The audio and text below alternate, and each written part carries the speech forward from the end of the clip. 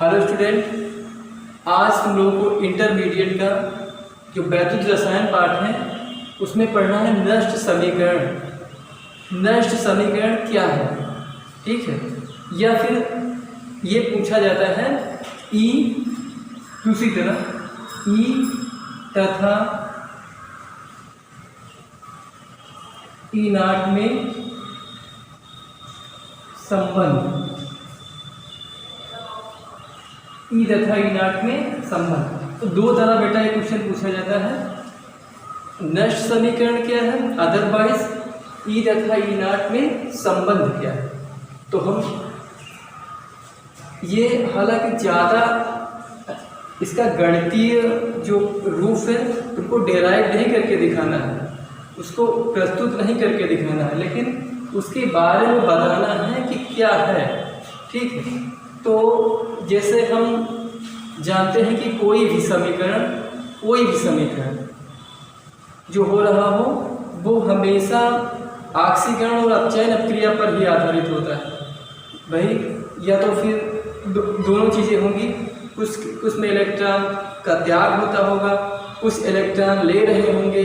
तो हम कह सकते हैं कि कोई भी रासायनिक समीकरण किस पे आधारित होता है, ऑक्सीकरण और अपचयन पर।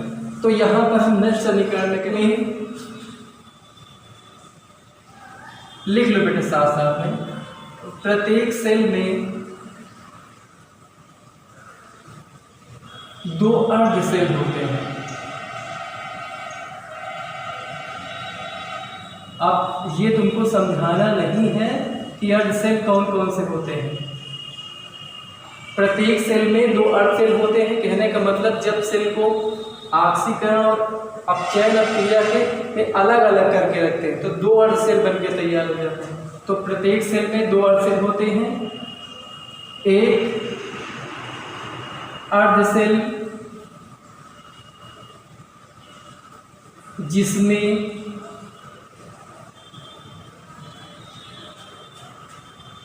ऑक्सीकरण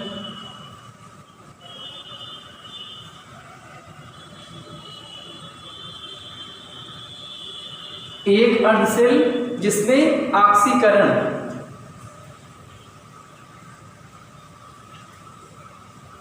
या फिर यहां लिख दें एनोड पे जो क्रिया होती है। प्रत्येक सेल में दो अर्ध सेल होते हैं, एक अर्ध सेल जिसमें ऑक्सीकरण तथा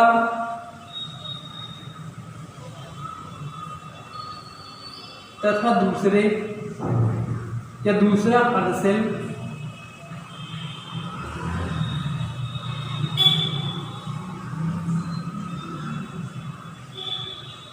जिसमें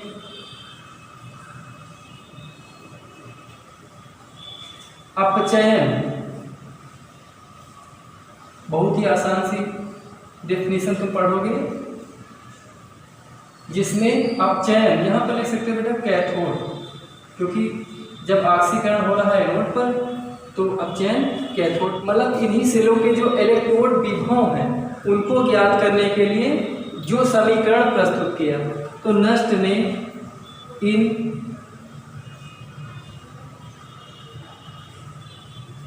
अर्ध सेलों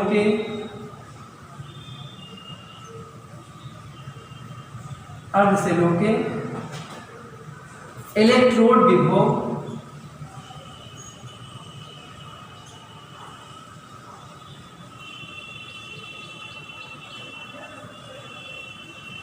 ज्ञात करने के लिए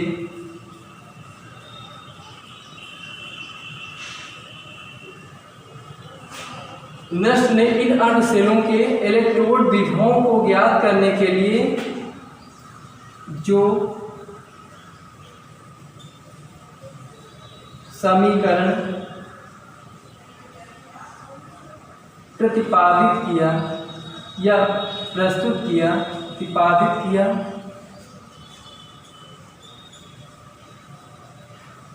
उसे नष्ट समीकरण कहते हैं।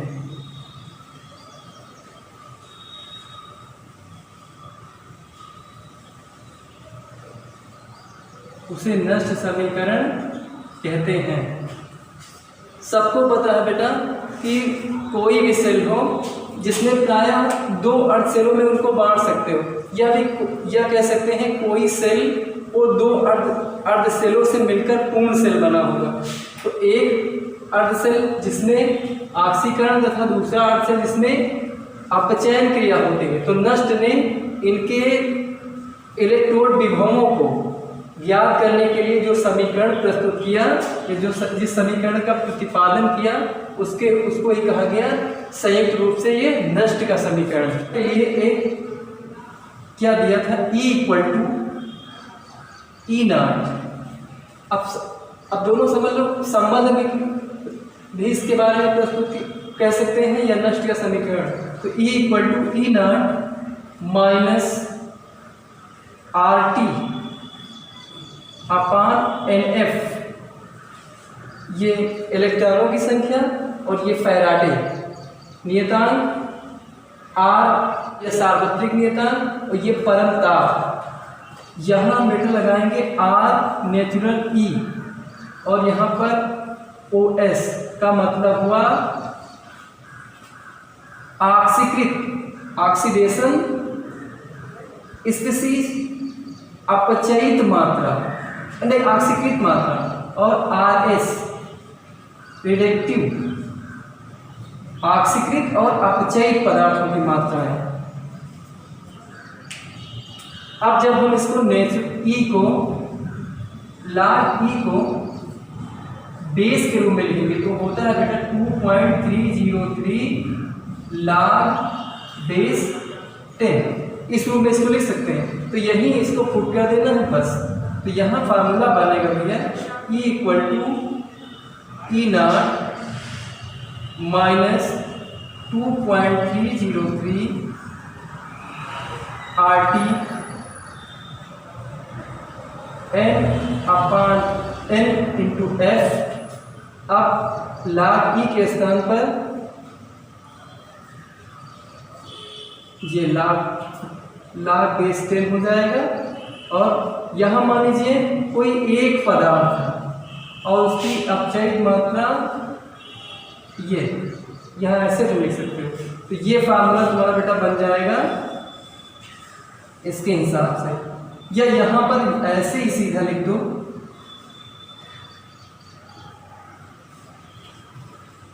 RS। ये बन गया तुम्हारा नष्ट का समीकरण। ये फार्मूला हो जाएगा नष्ट का समीकरण और ये हो जाएगा E और E0 में संबंध। तो ये हो गया तुम्हारा नष्ट का समीकरण और नष्ट E तथा E0 में संबंध के नाम से भी इसको हम जान सकते हैं। तो ये तुम लिख लो।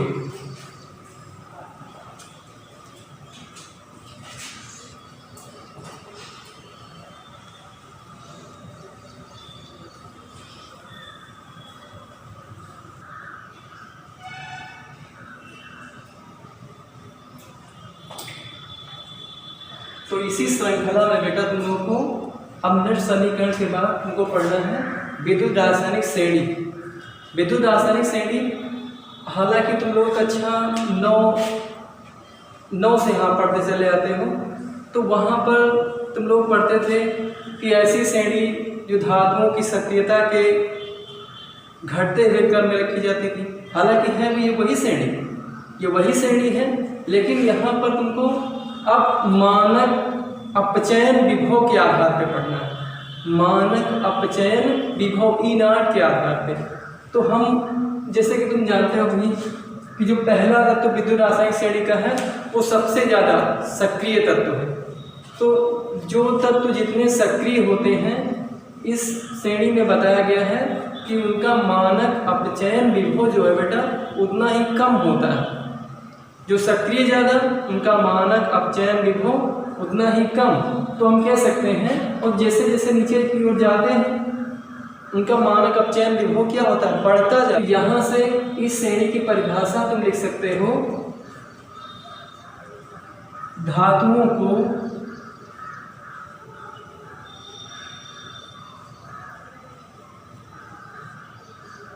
को उनके मानक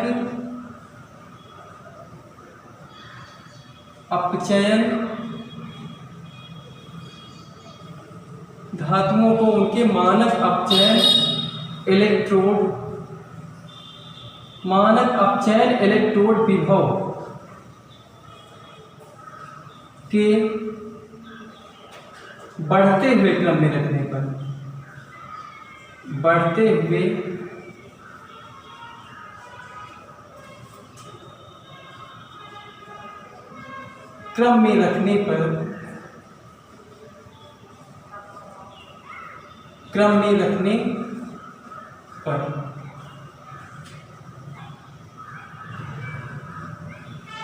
प्राप्त श्रेणी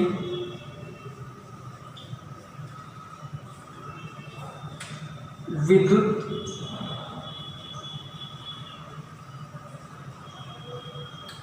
रासायनिक श्रेणी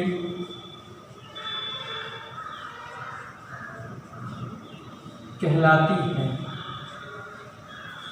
अब बेटा धातु को उनकी मानक अपचयन इलेक्ट्रोड विभव के बढ़ते हुए क्रम में रखने पर जो श्रेणी प्राप्त हुई है उसी को तुमने कहा विद्युत रासायनिक श्रेणी, इलेक्ट्रोकेमिकल सीरीज। तो मानक अपचयन इलेक्ट्रोड विभव बढ़ रहा है नीचे की ओर, मानक अपचयन इलेक्ट्रोड बढ़ रहा है, धातुओं की सक्रियता घट रही है। और क्या कहेंगे, मानक अपचयन इलेक्ट्रोड यदि बढ़ रहा है तो मानक आक्सीकारक जो ये अपचयन इलेक्ट्रोड का मान बढ़ रहा है तो आक्सीकरण इलेक्ट्रोड का मान क्या होगा, वो घटेगा। LIKBASRCAMAMG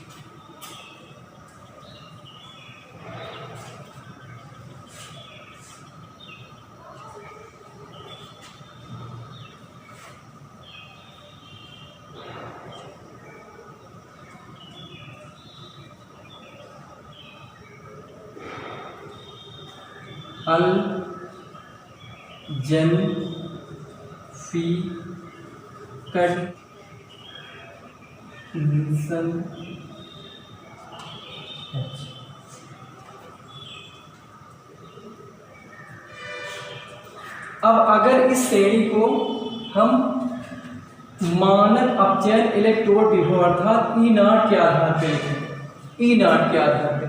तो E0 सबसे कम होगा Li का अर्थात लिथियम का, और जैसे जैसे नीचे की ओर बढ़ते जाएंगे जो मानक अपचयन इलेक्ट्रोड विभव का मान है वो क्या है, बढ़ता जाएगा। मानक अपचयन इलेक्ट्रोड विभव का मान अगर Li के केस में हम कहें तो बहुत ही कम अर्थात माइनस में होता है, और जैसे जैसे नीचे की ओर जाते हैं और हाइड्रोजन के पास पहुंचते हैं तो उसका शून्य हो जाता है, शून्य से भी कम है इन तत्वों का। और जैसे जैसे नीचे की ओर जा रहे हैं मानक अपचयन इलेक्ट्रोड विभव का मान क्या हो रहा है, प्लस में होता जा रहा है।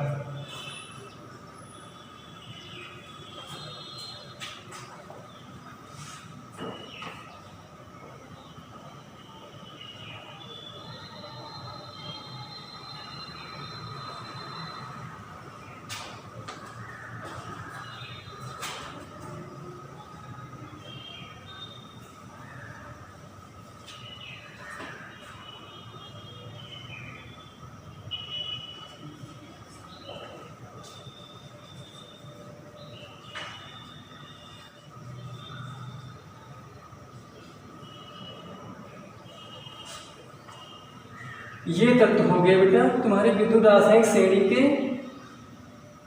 सक्रियता के आधार पर जो तत्व रखे गए। तो सबसे सक्रिय यदि बात करें तो लिथियम हो जाएगा, और कम सक्रिय की बात करें तो आ जाएंगे तुम्हारे आयरन वगैरह। लेकिन यहाँ पर जो श्रेणी बनाई गई है वो मानक अपचयन इलेक्ट्रोड विभव के बढ़ते हुए क्रम में, तो इसकी माइनस में इसका जो मानक अपचयन इलेक्ट्रोड विभव का मान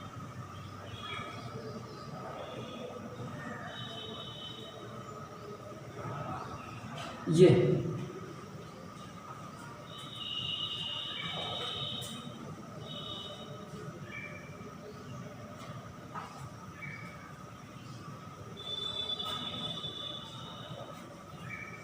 तो देखो इसके माइनस में थी, इसका मानक अपचयन विभव बहुत कम माइनस में, जैसे जैसे यहाँ बढ़ते जा रहे हैं हाइड्रोजन तक इसका 0 हो गया, और जैसे जैसे हम और नीचे गए इसका मान प्लस में। ठीक है, तो हम कह सकते हैं कि ऐसी धातुओं की ऐसी श्रेणी जिनको मानक अपचयन इलेक्ट्रोड विभव के बढ़ते हुए आधार पर रखा गया है, तो इससे जो श्रेणी प्राप्त हुई उसको हम कह सकते हैं वो विद्युत रासायनिक श्रेणी या इलेक्ट्रोकेमिकल सीरीज है। तो तत्वों को इस आधार पर रखा गया है। अगर सक्रियता की बात करेंगे तो वह श्रेणी जिसमें तत्वों को या धातुओं को उनकी सक्रियता के घटते हुए क्रम में रखा गया है, तो जो इस श्रेणी प्राप्त हुई उसको हम ये विद्युत रासायनिक श्रेणी कह सकते हैं। यहाँ पर हमने बात की है मानक अपचयन इलेक्ट्रोड विभव के आधार पर, तो मानक अपचयन इलेक्ट्रोड विभव जो धातु जितनी ज़्यादा सक्रिय उसका मानक अपचयन इलेक्ट्रोड विभव उतना ही कम, जो जितने ज़्यादा निष्क्रिय उसका मानक इलेक्ट्रोड अपचयन विभव उतना ही ज़्यादा। अब उसी में तुम लोगों को पढ़ना है विद्युत रासायनिक श्रेणी के अनुप्रयोग।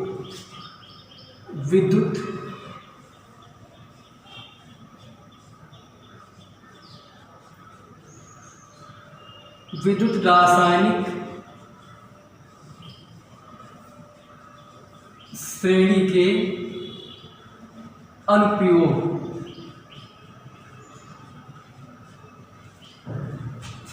विद्युत रासायनिक श्रेणी के अनुप्रयोग क्या है, इसके यूजेज।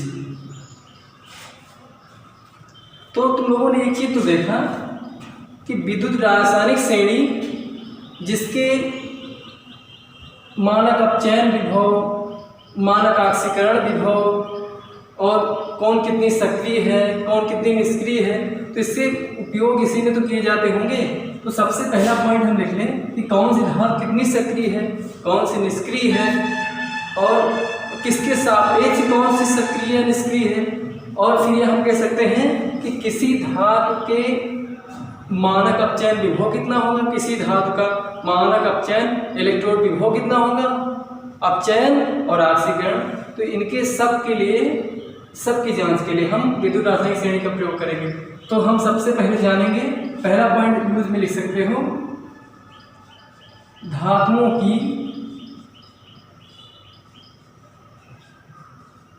सक्रियता जानने या ज्ञात करने में, धातुओं की सक्रियता ज्ञात करने में, धातुओं की सक्रियता ज्ञात करने में कौन धातु कितनी सक्रिय है। और नेक्स्ट पॉइंट हम कह सकते हैं धातुओं के निष्कर्षण में, धातुओं के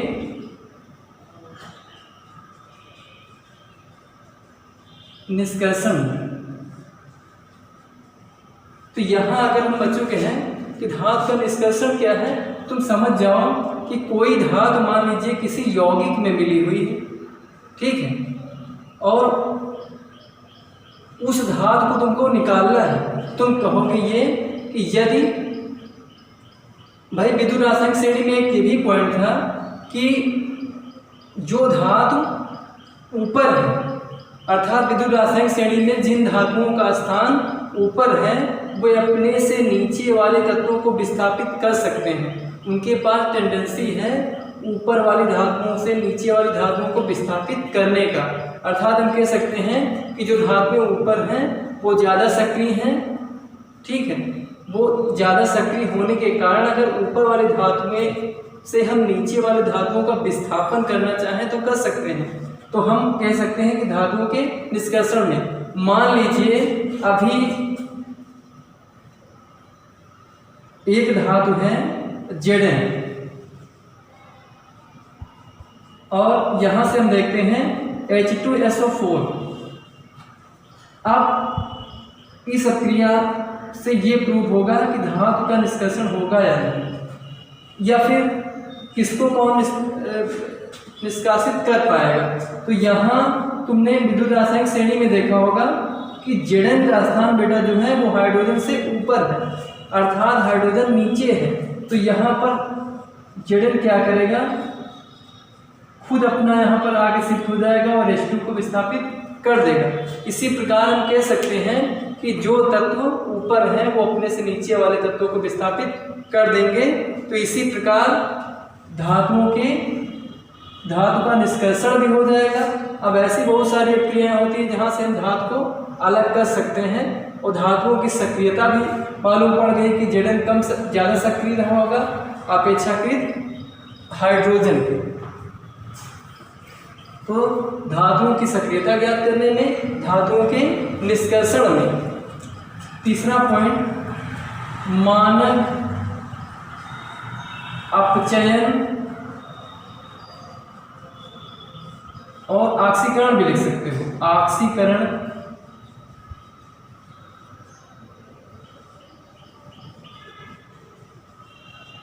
इलेक्ट्रोड विभव ज्ञात करने में।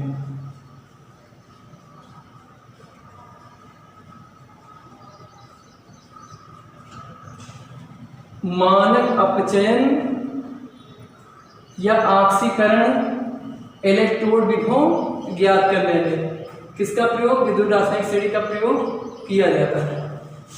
या इसी श्रेणी से हम जान पाते हैं कि किस तत्व का मानक अपचयन इलेक्ट्रोड विभव कितना होगा।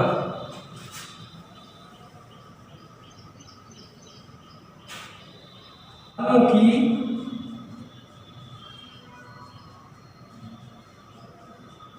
धन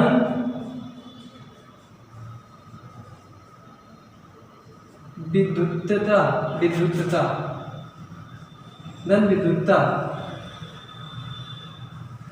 ज्ञात करने में।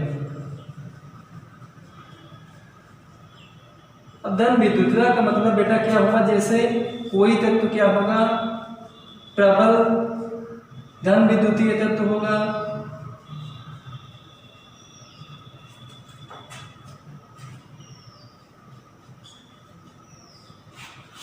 कोई क्या होगा, दुर्बल धन विद्युतीय,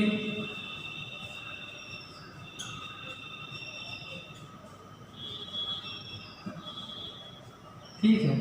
तो ये सब है यूजेज ऑफ इलेक्ट्रोकेमिकल सीरीज।